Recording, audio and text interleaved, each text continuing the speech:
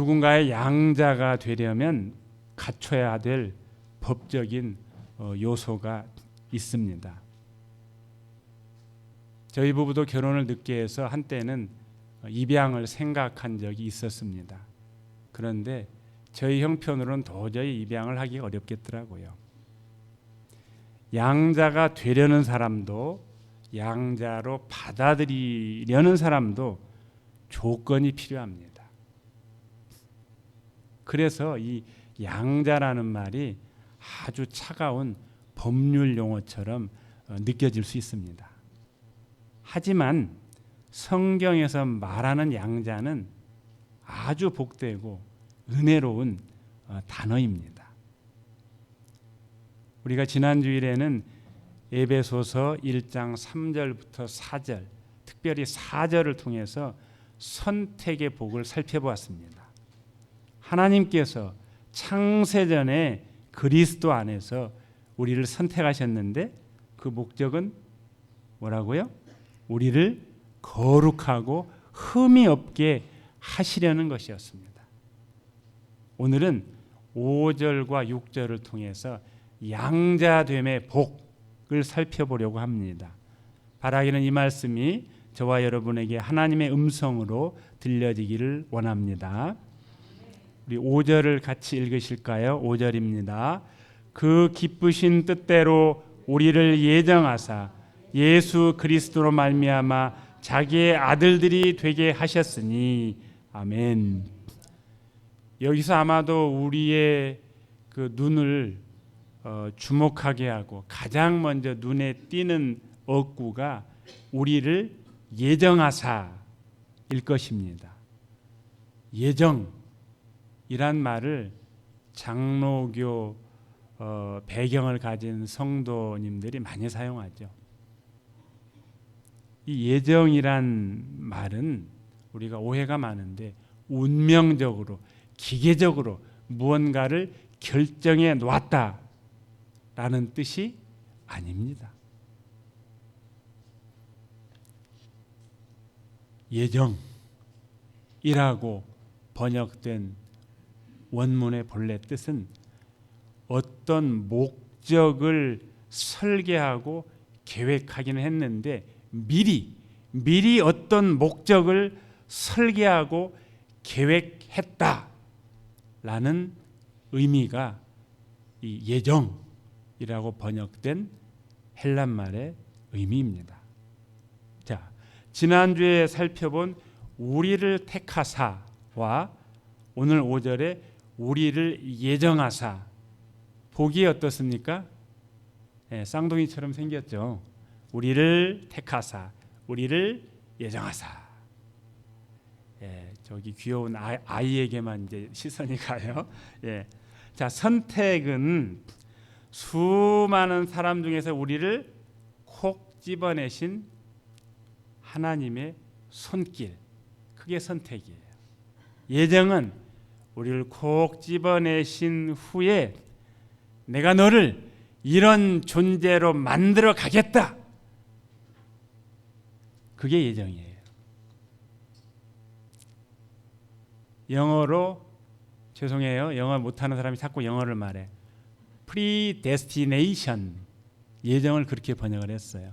그러니까 어떤 미리 목적지를 정해놓은 하나님의 설계도 같은 것, 그게 예정이에요.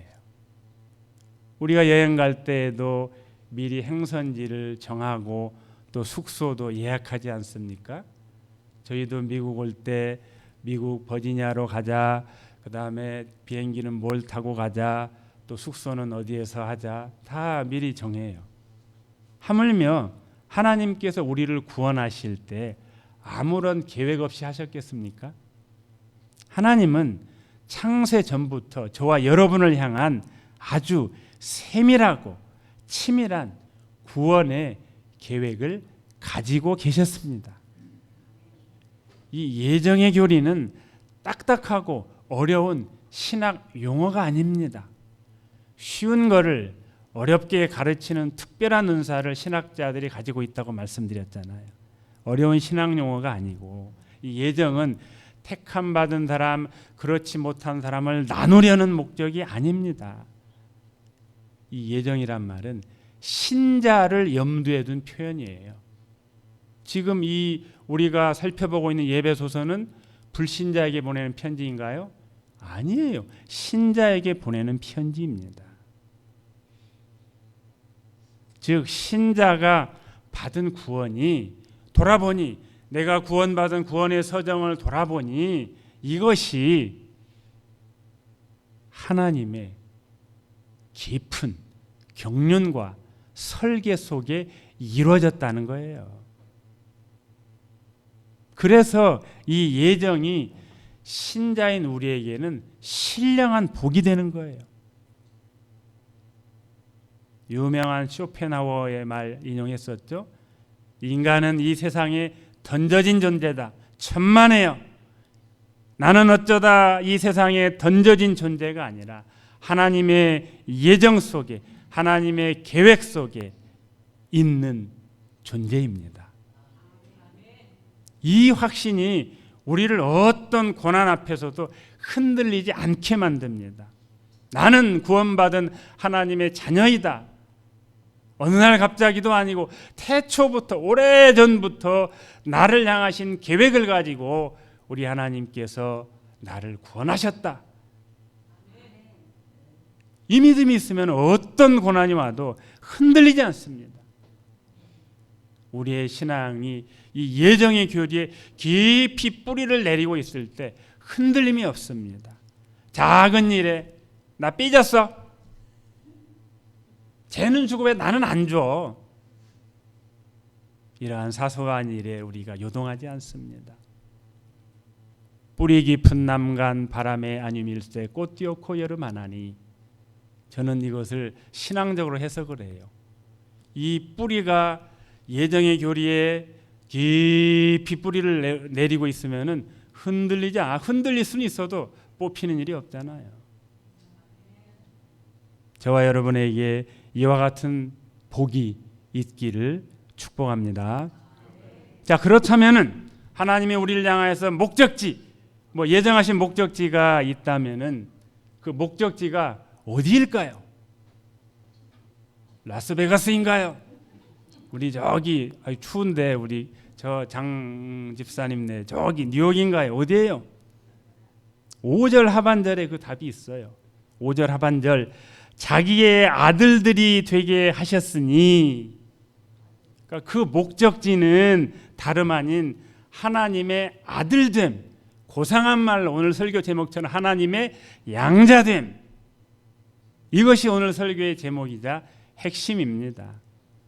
하나님은 우리를 단순히 지옥 안 갈 사람, 지옥 면한 사람으로만 만드신 게 아닙니다. 더 나아가서 우리는 이미 지옥 안 갈 사람이죠. 그런데 더 나아가서 우리를 하나님의 자녀로 입양하신 거예요. 네, 아멘입니다.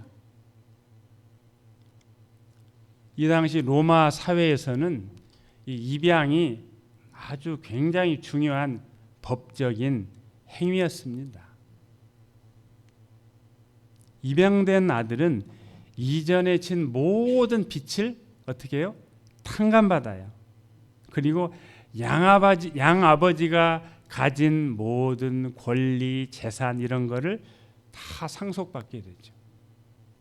마찬가지로 우리도 본래는 하나님의 진노 아래 있던 자들이었습니다. 죄성을 지닌 우리는 하나님과 원수되었던 자들이었습니다.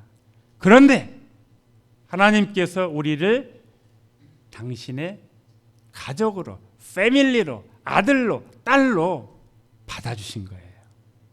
아멘이시죠? 로마서 8장 15절 우리 함께 읽으시죠. 너희는 다시 무서워하는 종의 영을 받지 아니하고 양자의 영을 받았으므로 우리가 아바 아버지라고 부르짖느니라. 아멘. 여기 아바 우리말하고 비슷하죠. 무슨 뜻일까요? 아빠. 네, 친근한 표현. 아람어의 아람어. 예수님은 아람어를 사용하셔서 이게 가끔 성경 읽다 보면 아람어가 튀어나와요. 아빠. 아버지, 우리가 감히 죄인된 우리가 이제는 하나님을 향하여서 아빠, my daddy, my father 그렇게 부를 수 있게 되었다는 거예요. 얼마나 큰 복입니까? 지하철에서 한 아이가 아빠 품에 편안히 안겨서 잠들어 있습니다.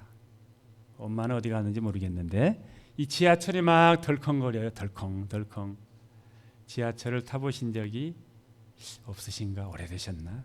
예, 덜컹덜컹 하면서 가잖아요. 옛날에 그 무궁화호 말고 더 비둘기호 타보셨어요? 비둘기 이 덜컹덜컹 하면서 가잖아요. 근데 이 사람들이 막 떠들고 하는데 이 녀석이 그냥 너무 새근새근 잘 자요. 왜요? 아빠 품이니까, 엄마 품이니까. 엄마 아빠가 나를 지켜줄 것이라는 믿음이 있으니까 편안하게 자잖아요. 우리 신앙생활의 복이 바로 이거예요. 천지를 지으신 전능하신 하나님이 내 아버지가 되신다는 것. 육신의 아버지 품에서 자도 새근새근인데 천지 만물을 지으신 하나님의 품에 우리가 있는데 얼마나 우리는 안전하겠습니까? 이 믿음으로 우리는 세상의 어떤 역경 속에서도 평안할 수 있습니다. 바로 이것이 하나님의 양자됨의 복인 줄 믿습니다.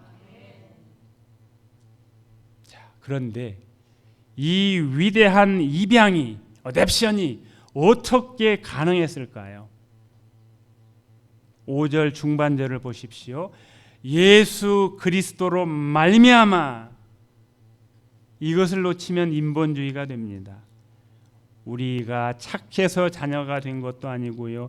헌금을 많이 해서 기도를 많이 해서 자녀의 자격을 얻은 것이 결코 아닙니다. 세상에서의 입양은 조건이 필요해요. 잘생겨야 입양 갈 수 있을 확률이 높겠죠? 기왕 입양하는데 잘생긴 여성을 입양할 거 아니에요. 조건이 있어요. 그러니까 저 같은 사람은 입양을 옛날에는 좀 입양 갈 수도 있었겠다 싶은데 요즘 제가 거울을 보니까 야 입양받기 힘들겠다 그런 생각도 해봅니다만 세상의 입양은 조건이 필요하지만 우리 하나님의 자녀로 입양되는 것은 조건이 필요 없어요.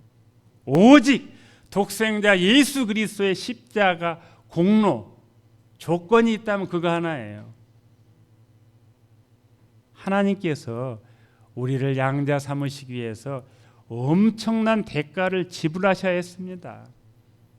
당신의 친아들이신 예수님의 생명, 예수님의 생명값으로 우리가 하나님의 자녀가 된 거예요.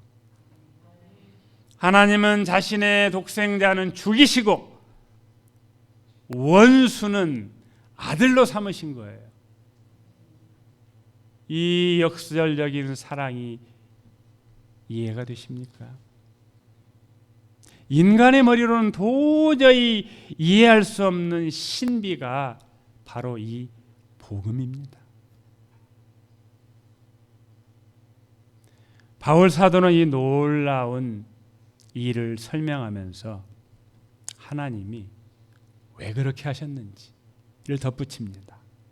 바로 기쁘신 뜻대로 하셨다는 겁니다. 하나님이 우리를 구원하실 때 아이고 저 인간들 또 사고 쳤네. 어쩔 수 없이 내가 구해줘야지 하면서 억지로 하신 게 아닙니다. 우리를 자녀 삼으신 것이 하나님께는 너무 큰 기쁨이었습니다. 출산의 경험이 있는 분들은 아실 겁니다. 산모가 엄청난 해산의 고통을 느끼지만 아이를 품에 안는 순간 그 고통 다 잊고 어때요? 기뻐하잖아요. 아니었나요? 얘 왜 낳았어? 막 그러셨나요? 하나님도 마찬가지입니다. 우리를 죄의 구렁텅이에서 건져내어 당신의 자녀로 삼으실 때 하나님은 세상을 창조하실 때보다 더 큰 기쁨을 느끼셨습니다. 하나님의 이 마음을 구약의 스바냐 선지자가 이렇게 표현합니다. 우리 스바냐 3장 17절을 함께 읽겠습니다. 너의 하나님 여호와가 너의 가운데 계시니 그는 구원을 베푸실 전능자시라. 그가 너로 말미암아 기쁨을 이기지 못하시며 너를 잠잠히 사랑하시며 너로 말미암아 즐거이 부르며 기뻐하시리라 하리라. 아멘. 바로 이것이 당신의 자녀를 바라보는 하나님의 모습입니다. 하나님은 저와 여러분을 보실 때마다 기쁨을 이기지 못하시는 분입니다. 이 사실이 믿어지는 은혜가 있기를 바랍니다. 그러면 예정의 혹은 신령한 복의 최종 목적지는 무엇일까요? 우리 6절을 함께 읽으실까요? 6절입니다. 이는 그가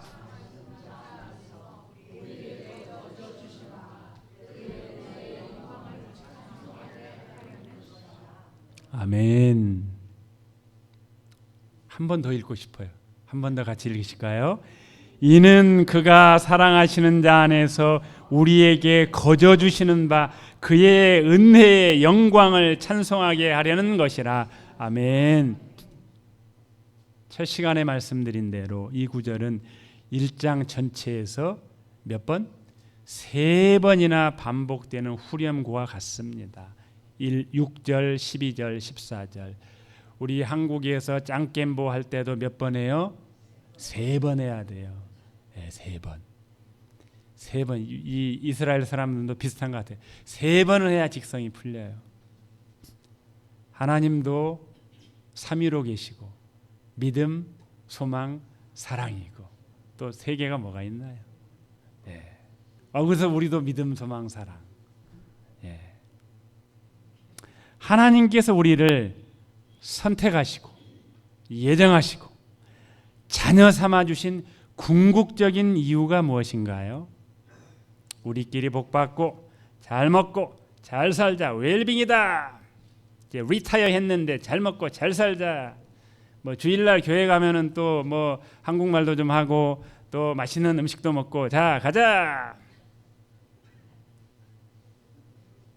이것 때문에 우리를 선택하시고 예정하시고 자녀 삼아 주셨을까요? 당연히 아니죠. 그걸 말이라고. 바로 그 이유는 그의 은혜의 영광을 찬송하려는 것입니다. 원문에 그냥 맨 앞에 그냥 목적이라고 쓰여 있어요. 우리를 선택하시고 예정하시고 하나님의 자녀로 삼아 주신 목적. 이는이란 말이 그 말이에요. 목적이란 목적이에요. 그의 은혜의 영광을 찬송하게 하려는 것이라. 여기서 찬송은 단순히 주일에 와서 노래 몇 곡 부르는 것을 의미하지 않습니다. 오늘따라 어째 이 찬양이 현찮고 그냥 죄송해요. 삑사리도 나고. 예. 그래도 괜찮아요. 우리가 뭐 박자 틀리고 음정 틀리고 막 코드가 막 이리저리 왔다 갔다 한다고 하나님이 그 찬송을 안 받으시나요? 그럼 음치 같은 제가 부르는 찬송은 안 받으시게요? 아니에요. 하나님을 향한 마음. 아니 우리 존재 자체가 하나님의 찬송, 하나님의 작품이 되어서 세상을 향해서 보시오! 하나님이 나 같은 죄인을 이렇게 사랑하셨습니다. 라고 삶으로 드러내는 거예요. 우리가 살아있는 움직이는 전도지라는 말 하잖아요. 우리가 살아있는 하나님의 찬송가예요. 예. 우리를 보면 사람들이 하나님이 살아 계시네.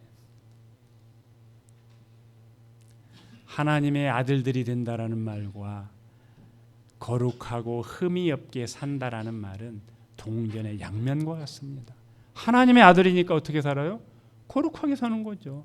하나님의 딸이니까 어떻게 살아요? 거룩하고 흠이 없게 사는 거예요. 이것이 하나님이 우리를 만드신 이유입니다. 우리 구약과 신약에 나와 있는 이 아주 우리 삶의 목적, 우리를 만드신 목적을 아주 간결하게 말씀하는 구절이 있는데요. 이사야 43장 21절입니다. 이 정도는 외우실 만하죠. 4321 같이 한번 읽으시죠. 이 백성은 내가 나를 위하여 지었나니 나를 찬송하게 하려 하심이라. 아멘. 우리를 만드신 이유가 이것이래요. 또 한 구절 읽으시죠. 고린도전서 10장 31절 함께 읽습니다. 그런즉 너희가 먹든지 마시든지 무엇을 하든지 다 하나님의 영광을 위하여 하라. 아멘. 우리의 삶의 이유가 이것이에요.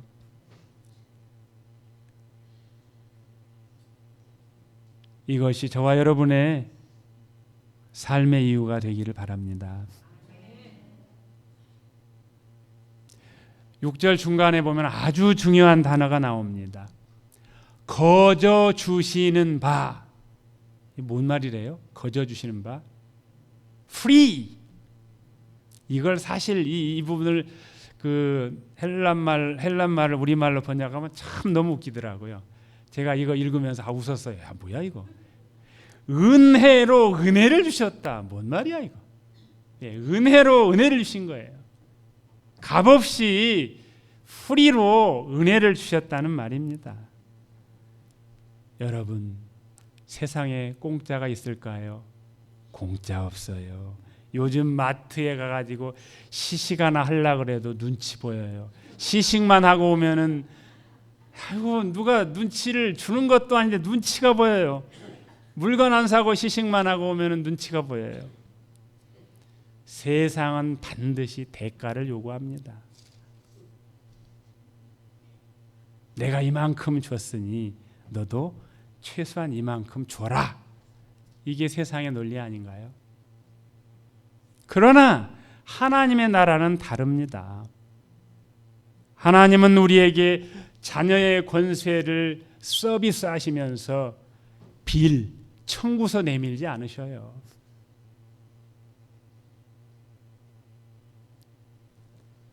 우리에게 자녀의 권세를 주시면서 청구서를 내밀었으면 그 청구서 계산할 사람 있으세요? 뭐 어디 은행에다 뭐 집하지 뭐 수십만 불 해놓으면 그걸로 그거 청구서 계산 되겠어요?